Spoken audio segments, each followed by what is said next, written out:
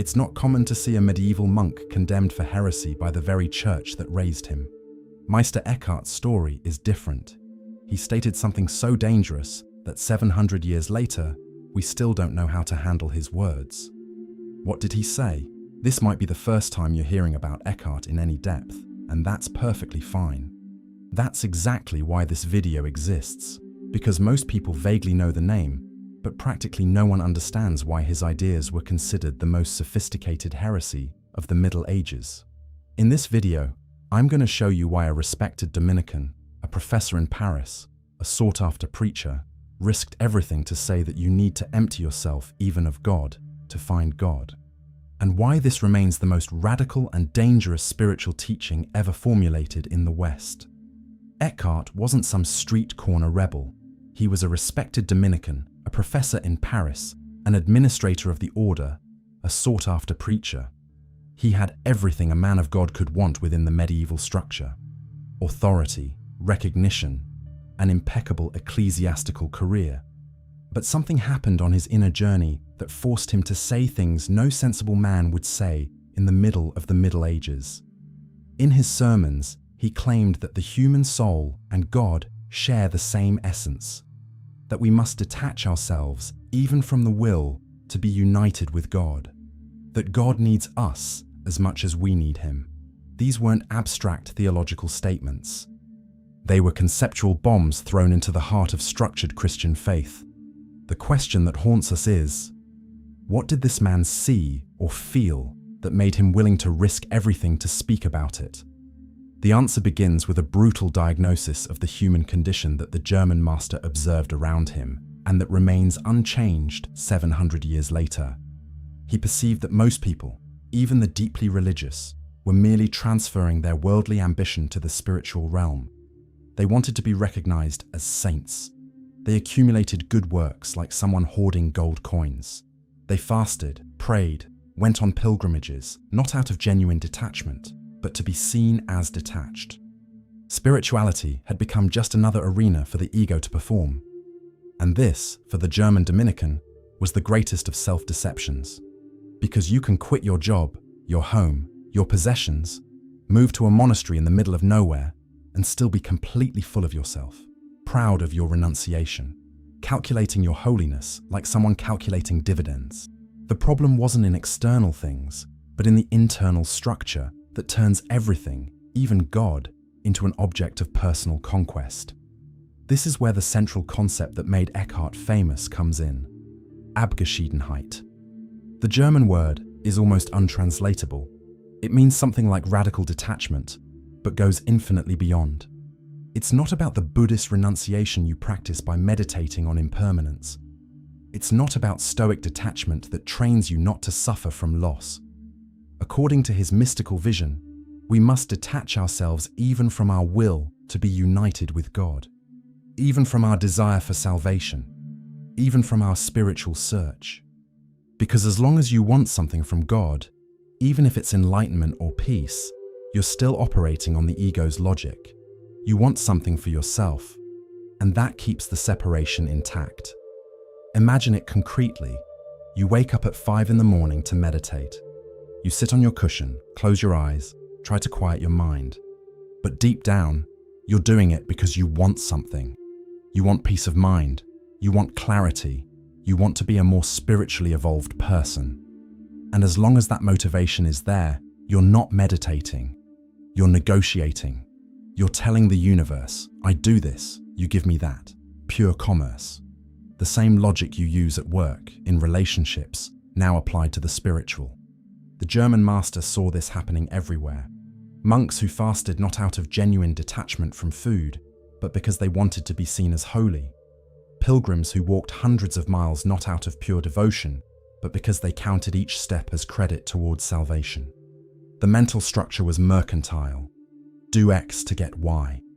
That was the fundamental prison. True. Abgeschiedenheit begins when you realize there's nothing to gain. Not even spiritually, not even from God, because any gain presupposes a separate self that can possess something. And the radical perception here is that this separate self is the primordial illusion, not in the Buddhist sense of anatta, where the self is devoid of inherent substance, but in the sense that in the deepest ground of the soul, there is no separation between you and God. There is only pure being, without subject and object. And as long as you're trying to reach God, you're reinforcing the separation that never existed. Like someone who is wet looking for water, the search presupposes absence, but the absence is imaginary. You already are what you seek. You just don't realize it because you're too busy looking. Then comes the natural objection you're probably formulating. Wouldn't this be nihilism? Emptying yourself of everything, doesn't that mean falling into despair, meaninglessness, cynicism? The Dominican anticipated this objection 7 centuries ago, and his answer is where the teaching becomes truly profound. Inner silence for him is not absence, it is pure presence, creating space for something greater than your small ego to dwell within you. He used a simple metaphor. A chalice can only be filled if it is empty. If it's full of you, your opinions, your fears, your ambitions, your spiritual projects, there's no room for anything else. The problem of modern man, especially the middle-aged man who has already built everything he thought was important, is not a lack of purpose. It's an excess of false purposes that prevent the true one. You are so full of goals, targets, identities, that you can't hear what really matters. That inner silence you fear is exactly the place where everything begins. Then comes one of the most shocking statements the German master made, the one that put him on trial after his death. God needs me as much as I need him. Stop and let that sink in. A medieval Christian monk, speaking to a society that saw the human being as a miserable sinner totally dependent on divine grace, was saying, there is a reciprocity, an essential equality between God and the soul. Not in the sense of arrogance, but of ontological dignity. The statement was clear. God is not an all-powerful sovereign handing out favors to unworthy servants. The relationship is deeper. God realizes himself through the empty human soul. Without that soul, without that space of human consciousness, God would remain unmanifested, pure potential without expression. And this completely inverts traditional religious logic. What does this mean for you today? It means you can no longer hide behind false humility. That performative humility that says you are small, insignificant, that you deserve nothing. In his sermons, Eckhart made it clear. This too is the ego in disguise. You avoiding the radical responsibility of being who you truly are. Because if God needs you as much as you need him, then your existence has a weight, a dignity, a responsibility that cannot be delegated. You can no longer outsource your spiritual life to priests, gurus, self-help books. You are the place where the divine happens or doesn't happen.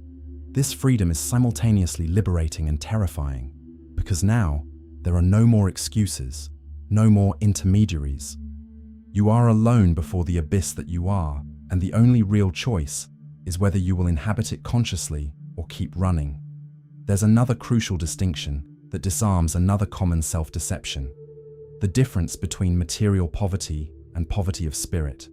You can sell everything you own, live in a monastery with no luxuries, eat bread and water, and still be completely full of spiritual pride. Proud of your renunciation. Proud of not being like those materialists out there.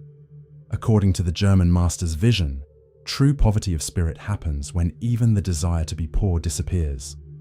When you want nothing, not even to want nothing. A paradox that destroys all the ego's strategies. Because the ego always wants something, even if it's enlightenment, detachment, holiness. And as long as there is this wanting, there is ego. True poverty is not even having yourself as a reference point. This touches particularly on men in the second half of life. You who have perhaps already simplified your external lives. Sold the big house, traded the expensive car for something simpler, reduced consumption, but you still carry the pride of that simplification. You still compare yourself to those who didn't make these choices and feel superior, more aware, more evolved. The Eckhartian message is clear. Even this must be abandoned. True freedom begins when you stop identifying even with your spiritual choices, when you act from silence, not from the need to prove yourself to yourself or to any imaginary observer you carry in your head. the central metaphor of the Christmas sermons, was the birth of God in the soul. It does no good that Christ was born in Bethlehem if he is not born in you. And this birth doesn't happen by adding something new. It happens by removing everything that prevents him from already being there. God doesn't come from outside. He is in the ground of the soul, hidden under layers and layers of identifications, fears, desires, memories, projects. Spiritual work, then, is not about accumulating virtues, knowledge, practices. It's about removing obstructions, digging until you reach the original silence that was always there, before you started building all the stories about who you are. The German master used a powerful image. He said the soul is like a crystal buried under tons of mud. The crystal doesn't need to become luminous. It is already luminous by nature. But the mud prevents the light from being seen. The work is not to make the crystal shine. It's to remove the mud. And the mud is all the identifications you've carried your whole life. I'm a lawyer. I'm a father. I'm Brazilian. I'm successful. I'm a failure. I'm someone important. I'm insignificant. All of these are layers of mud, useful for navigating the social world, but they prevent you from seeing what you truly are in the ground. And what you are in the ground, according to Eckhart, is identical to what God is. Not in the sense that you are the almighty creator God of the universe, but in the sense that the essence of consciousness in you and the essence of the divine are the same thing. Pure, formless presence, being without attributes, luminous sacred space. This sounds abstract until you investigate it through direct experience. Sit quietly. Withdraw all attention from external things. Withdraw it even from your own thoughts and sensations. What remains when you're not thinking about anything, not feeling anything in particular, not identified with anything? There is only a conscious presence, a silent witness.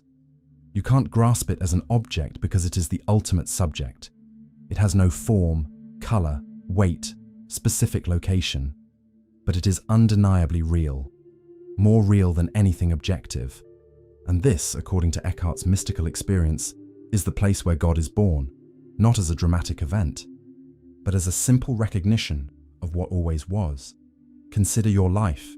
You spent decades adding skills, achievements, relationships, possessions, knowledge, building a complex and impressive identity.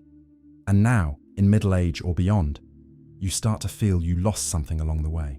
The Dominican would say, you didn't lose anything. You just now have enough clarity to see that all this adding was a distraction from the essential. And the essential was always there, quiet, waiting for you to stop adding and start subtracting. The birth of God in the soul happens when you finally get tired of being someone and accept simply being. The medieval church did not tolerate this. After Eckhart's death in 1328, 28 of his propositions were officially condemned by Pope John XXIII in 1329. The accusation was pantheism, the heretical idea that there is no difference between creator and creature, that everything is God and God is everything. And really, when you read his sermons carefully, he walks a very fine line. He says things like, "In the ground of the soul where God is born, God and soul are one." This is not safe theological language. It is dangerous mystical language, because it dissolves hierarchies. It dissolves the power structure that depends on the absolute separation between the divine up there and the human down here. Historical context matters. We're talking about the 14th century, a time when the Catholic Church was consolidating its power, not just spiritually, but temporally, over Europe. The Pope wasn't just a religious leader, he was political, economic, military power, and this power depended on a clear theological structure. God is up there, absolute and inaccessible. Human beings are down here, sinners and dependent. And between the two is the Church, the sole legitimate mediator of divine grace. You need the Church to have access to God. You need the sacraments that only priests can administer.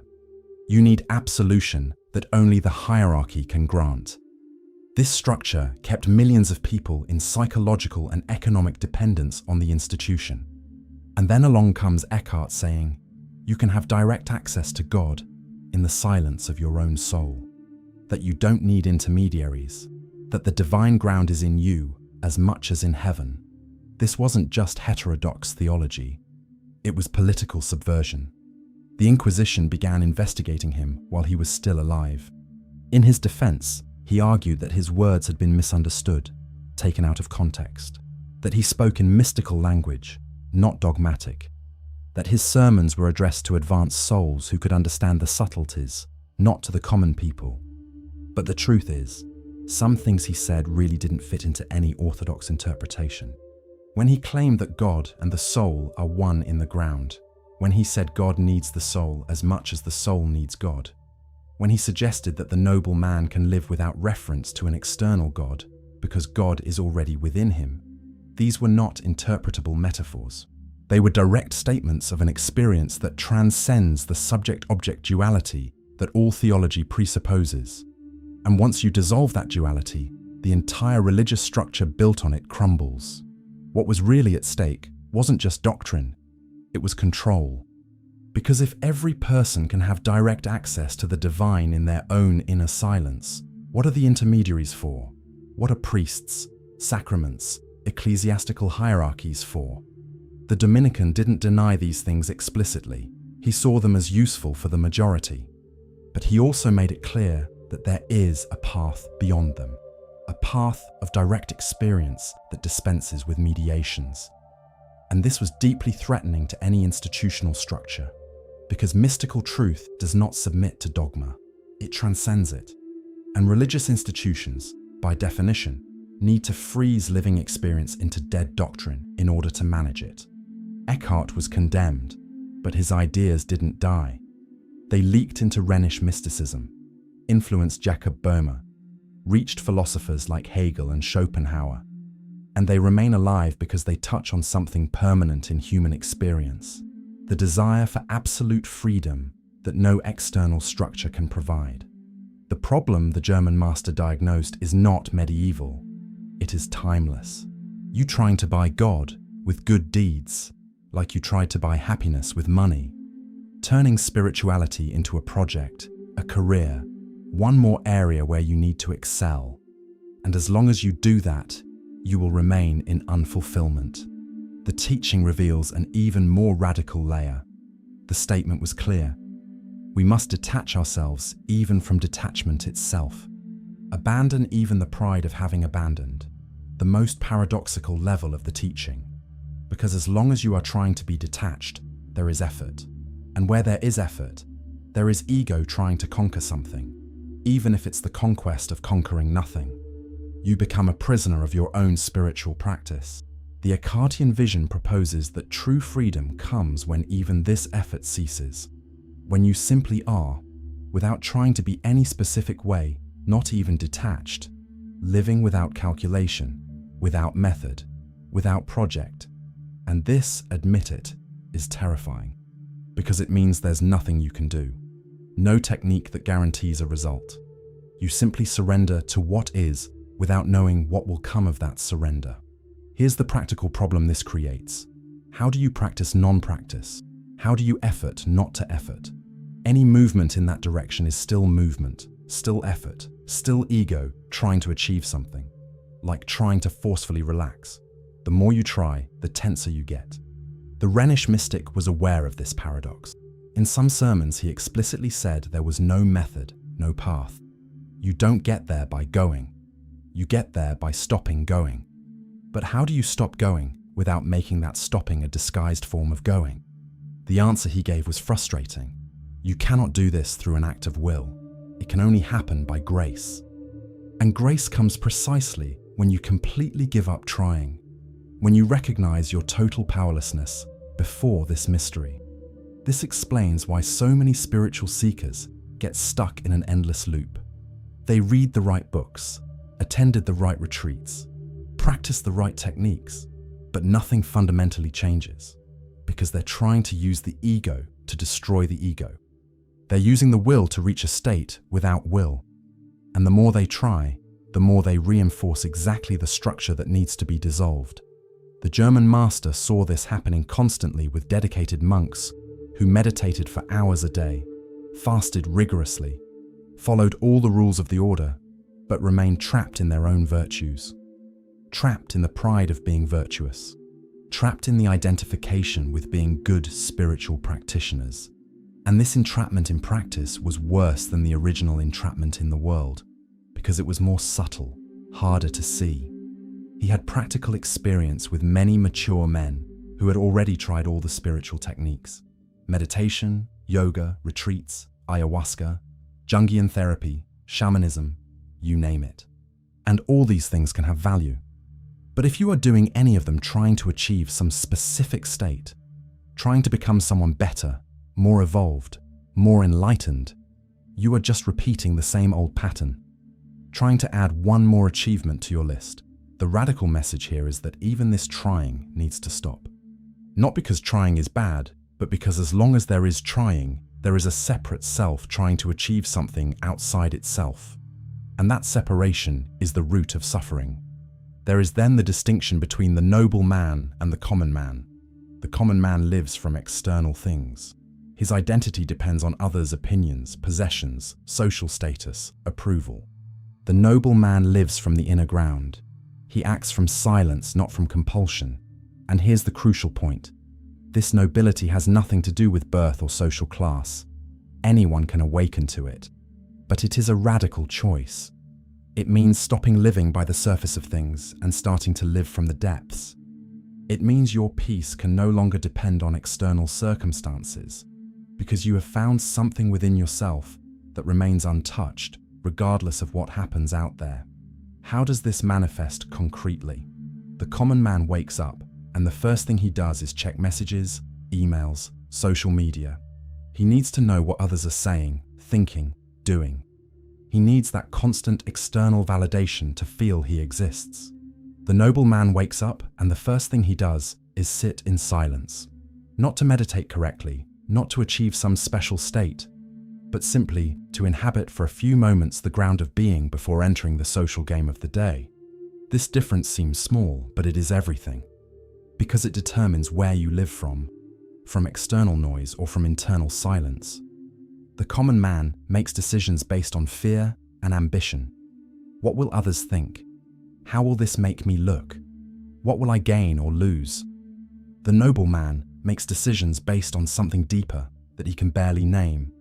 It's not intuition in the New Age sense. It's a clarity that comes from silence when you really listen, not to your anxious thoughts, but to something beneath them. The medieval preacher called this living from the root, not the branches. The branches are all your superficial worries, your conditioned fears, your programmed desires. The root is the essential being that knows without needing to think, that acts without needing to calculate. For the man of 50, 60, 70, who has seen enough of life to know that circumstances change all the time, this makes visceral sense. You've seen careers crumble, relationships end, health fail, economies collapse. You know that nothing external is permanent. And the proposal here is that there is something in you that never changes. Not because it's immutable in a frozen sense, but because it is beyond time, beyond change. It is the silent witness that was there when you were 20 and is still there now. It hasn't aged. It hasn't become corrupted. It is intact. And you always knew this, but you spent your life too distracted to pay attention. The transformation proposed is not dramatic in an external sense. You're not going to suddenly get up and abandon everything to live in a monastery. Not necessarily. You can continue doing exactly what you do. Same job, same family, same routine. But the internal quality with which you do all this changes completely. Because now, you're no longer trying to prove anything. You're no longer trying to fill the abyss with achievements. You accept the abyss. You inhabit it consciously. And from this conscious inhabitation of sacred space emerges a completely different action. An action that doesn't seek results, doesn't calculate gains, isn't afraid of loss. Because you are no longer identified with what you gain or lose. You are the space where all these things happen, but you are none of them. This idea of living without a why was developed by the mystical poet Angelus Silesius, directly influenced by Eckhart. He wrote, "The rose is without why. It blooms because it blooms. It pays no attention to itself, asks not if it is seen. This image is devastating in its simplicity. The rose doesn't bloom to be admired. It doesn't bloom to prove something. It doesn't bloom because it read a self-help book about blooming. It blooms because that's what springs from its essential nature. Without calculation, without purpose, without why. And the Eckhartian vision proposes that this is the correct way to live. Doing what you do simply because it springs from who you essentially are, not because it's going to take you somewhere, make you special, win you recognition. How much of your life has been driven by whys? You did that because you wanted a promotion. You did this because you wanted to be loved. You studied that because you wanted respect. You bought this because you wanted status. Even your spiritual practices. You meditate because you want peace. You pray because you want grace. You do therapy because you want to be less neurotic. Everything calculated. Everything transactional. And the teaching is clear. As long as you live like this, you remain trapped. Because calculated action is ego action, and the ego always wants something. True freedom is acting without why. Doing what you do because you simply cannot do otherwise, because it springs from an inner source that doesn't ask permission, doesn't calculate advantages, simply flows. See how this applies to your life right now. You are watching this video. Why? To learn something that will make you more spiritually evolved. To have interesting dinner conversation topics. To add one more concept to your mental collection of spiritual ideas. All of these are whys, and all of them keep you trapped in the same old structure, seeking, accumulating, trying to become. But what if you simply watched without a why, without trying to extract something useful, without seeking practical application, just letting the words resonate or not resonate with no need to do anything with them? This sounds simple, but try it. You'll find it's almost impossible, because your mind has been trained your whole life to calculate advantages, to turn everything into a tool for some future project, to never simply be with what is, without an agenda. The practical objection: if we empty ourselves of everything, don't we become paralyzed, inactive? The German master answers with his own life. He wasn't a hermit isolated in a cave. He was one of the most active men of his time. Administrator of convents, university professor, traveling preacher. He wrote, taught, organized, influenced. But the difference was in the quality of the action. He didn't act out of compulsion, fear, ambition. He acted because action flowed naturally from inner silence. Like water flowing down a mountain. It doesn't choose to flow down. It flows down because that's its nature. There's no effort. There's just natural movement. The action of the ego is always tense. There's effort, resistance, fear of failure, desire for success. You feel tired because you're constantly swimming against the current, trying to force results. The action from the empty ground, on the contrary, is effortless. Not because it's externally easy, but because internally there is no resistance. You do what needs to be done without the added layer of anxiety about the outcome. You don't act to achieve something. You act because that's what emerges from the present moment. And when it's finished, you let it go. You don't ruminate on what you could have done differently. You don't cling to the result. You simply move on to the next moment, empty again, ready for whatever comes. This difference between compulsive action and spontaneous action is something mature men can recognize in their own lives. You've probably noticed moments when you did something effortlessly, without thinking, and it turned out perfectly. And other moments when you planned everything meticulously, tried your hardest, and it went wrong. The difference wasn't in external preparation. It was in the internal quality with which you approach the situation. When there's inner sacred space, there's total presence. When there's anxiety, there's fragmentation. Your mind is in the future worried about results, and you lose touch with what's happening now. The proposal is to act from the ground, not from anxiety, and that changes everything. Apply this directly to your life.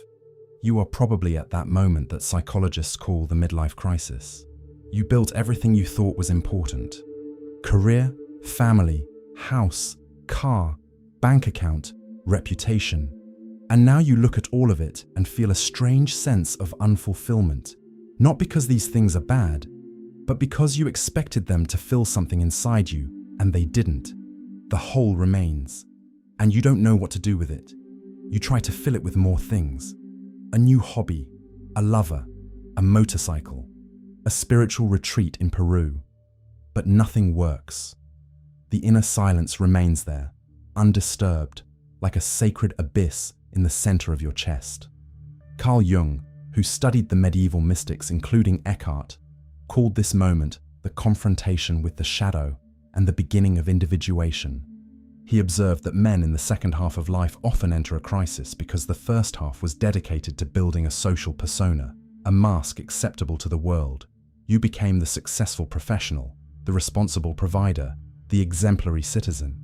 But in the process of building this persona, you buried essential parts of yourself, the desires that didn't fit the image, the fears that needed to be suppressed, the sensitivity that was seen as weakness, the creativity that had no space in a pragmatic life. All of this went into the basement of the psyche. And now, in middle age, when external pressures diminish, when you've proven what you needed to prove, all this repressed material starts to leak out, and you don't know who you are beyond the mask. The German master was talking exactly about this, 700 years before Jung. When he said you need to empty yourself of all identifications, he was pointing to the same need, to destroy the false persona to find the authentic being. But he went beyond Jung, because Jung still maintained the structure of an individual self that needs to integrate. The Eckartian perspective dissolved even that. In the ultimate ground, there is no individual self at all. There is only pure being, centerless consciousness, and all human suffering comes from trying to maintain the fiction of a separate, permanent self. You spend your life building and defending this fiction. And in middle age, when you start to realize it's unsustainable, that you're going to die anyway, that all your achievements are temporary, the abyss appears. But this abyss is not depression. It's the truth trying to emerge through the cracks in the persona. The radical proposal is not to flee from this sacred space, it's to surrender to it.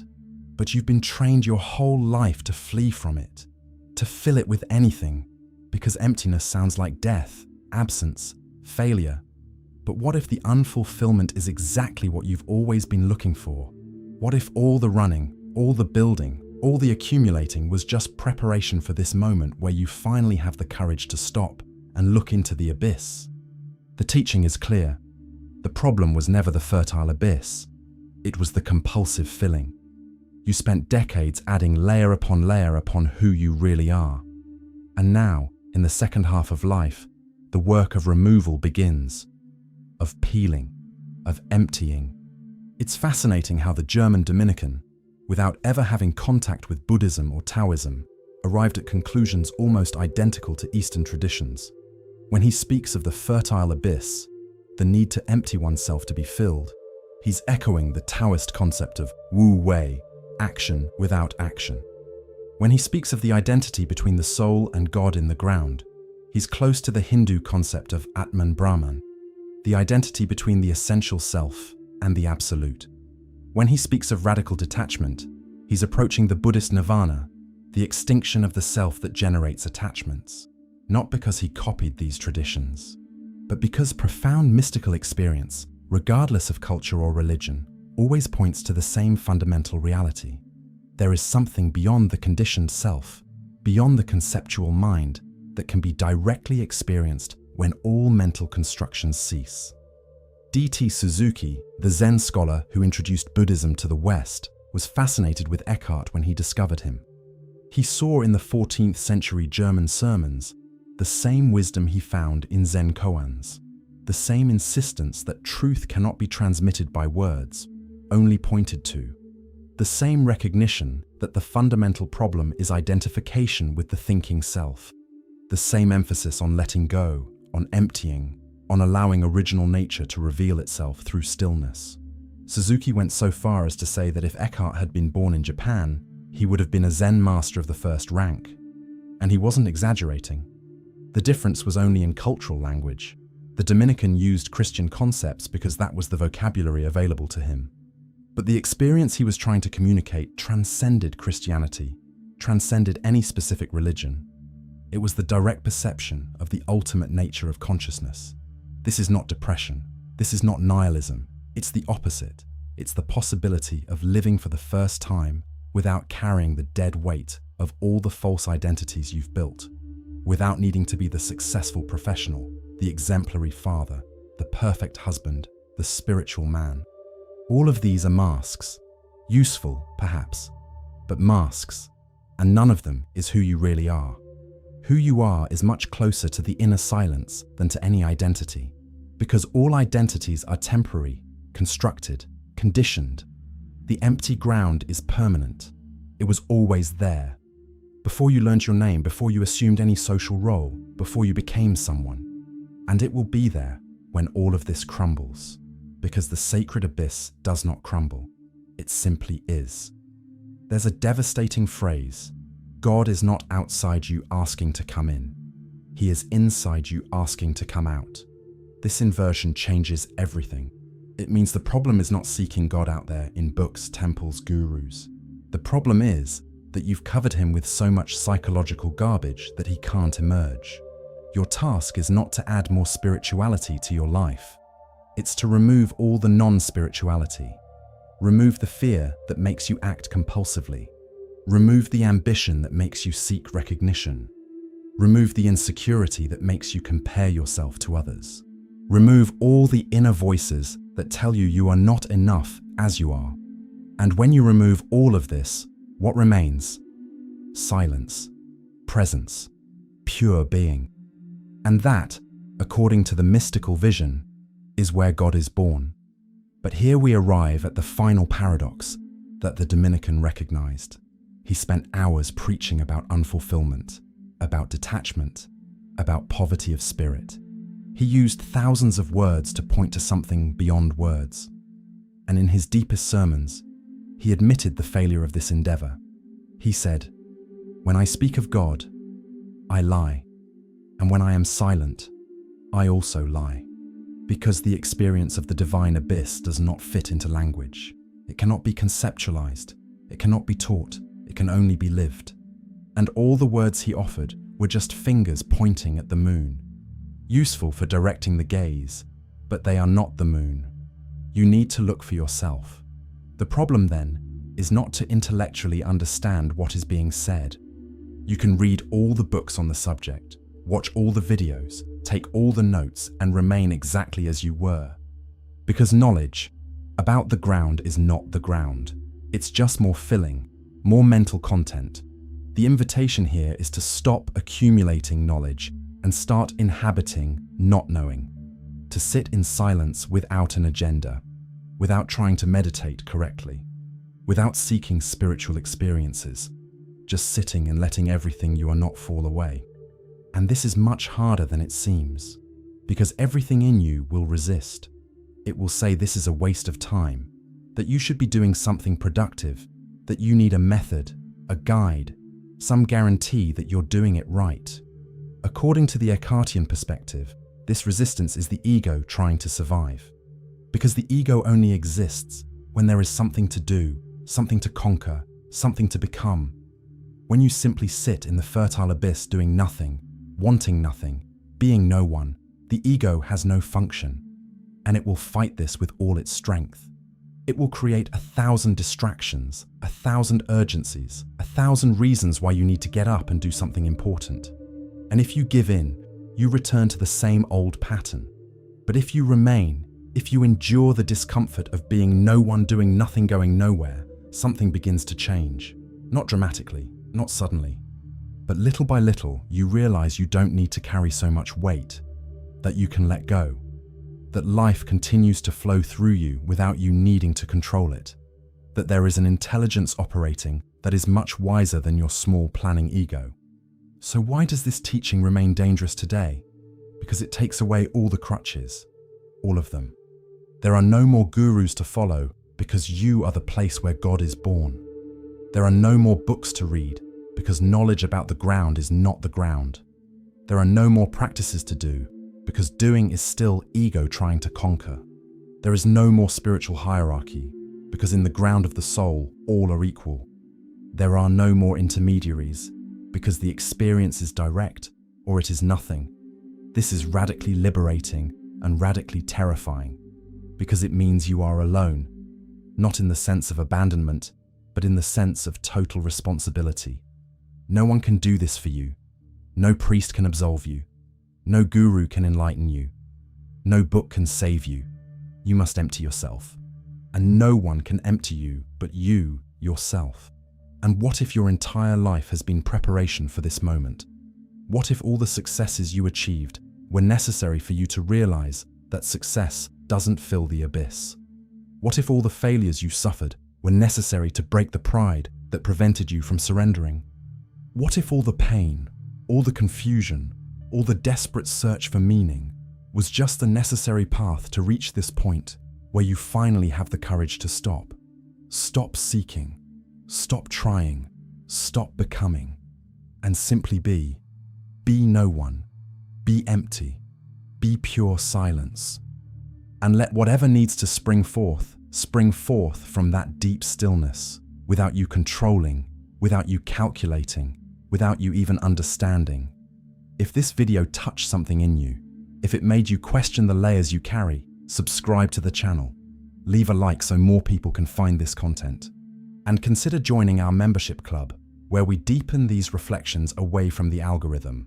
But remember, none of this will save you. No video, no channel, no community. Only you sitting in your own silence can do what needs to be done. The German master is inviting you to the most radical of experiments, to live without why, to act without egoic motivation, to be without fixed identity, and to see what happens, not because it will take you somewhere special, not because it will make you enlightened, but simply because this is what emerges when you stop resisting what you essentially and originally are. Before all construction, before all story, before all name, you sacred space, you silence, you pure presence that witnesses everything but is nothing in particular. This is the dangerous teaching, because once you see it, once you truly see it, you can no longer pretend. You can no longer hide behind social roles, external achievements, spiritual identities. You have to live it, or spend the rest of your life knowing you are betraying the only truth that really matters. The question that remains is silent. You don't need to answer it now, or ever, but it will be there, in the depths of you, waiting. Do you have the courage to be no one? To let go of everything you built as identity? To inhabit the abyss that always scared you? To let the self you think you are die so that something much greater can be born? He's not asking you to believe this. He's inviting you to investigate for yourself, to sit in silence and see what remains when all layers are removed. And if you do this with total honesty, without agenda, without seeking a result, the promise is that you will find something that was always there, not as an achievement, but as a recognition of what was never lost. And this perception, according to the German master, is absolute freedom, not because you got something, but because you finally stopped trying. And this begins now, not after.